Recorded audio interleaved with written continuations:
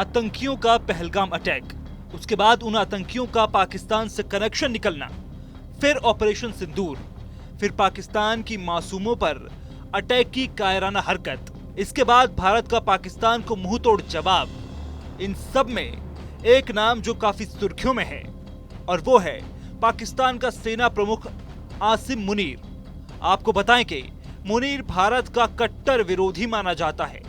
वैसे तो पाकिस्तान शुरू से ही आतंकियों का पनाहगार माना जाता है, लेकिन मुनीर के कार्यकाल में पाकिस्तान में आतंकवादियों को पालने पोसने और भारत के खिलाफ इस्तेमाल करने का काम कहीं ज्यादा तेज हो गया है। इसी वजह से भारत और पाकिस्तान के बीच तनाव और संघर्ष की स्थिति बनी। भारतीय सेना के ऑपरेशन के बाद लग रहा है कि पाकिस्तान को बहुत नुकसान भी उठाना पड़ा, जिसके बाद मुनीर अपने ही देश पाकिस्तान में जबरदस्त आलोचना का शिकार हुआ। उसकी लोकप्रियता में भारी गिरावट देखी गई। लेकिन क्या आप जानते हैं, जो भारत से बदस्तूर नफरत करता है उसका भारत से खास कनेक्शन भी है।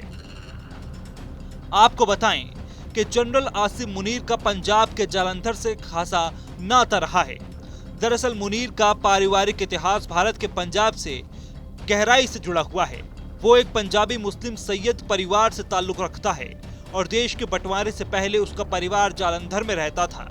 1947 में जब भारत पाकिस्तान का विभाजन हुआ तब पूरे पंजाब में सांप्रदायिक दंगे भड़क उठे। इन्हीं दंगों की आग में झुलसते हुए जनरल आसिम मुनीर के पिता सैयद सरवर मुनीर अपने परिवार के साथ पाकिस्तान की ओर पलायन करने पर मजबूर हुए। पहला उनका परिवार पाकिस्तानी पंजाब के तोबा टेक सिंह जिले में कुछ समय तक रहा। फिर वे रावलपिंडी के ढेरी हसनाबाद इलाके में बस गए। वो एक मुहाजिर थे जिन्होंने पाकिस्तान में नए सिरे से जीवन की शुरुआत की।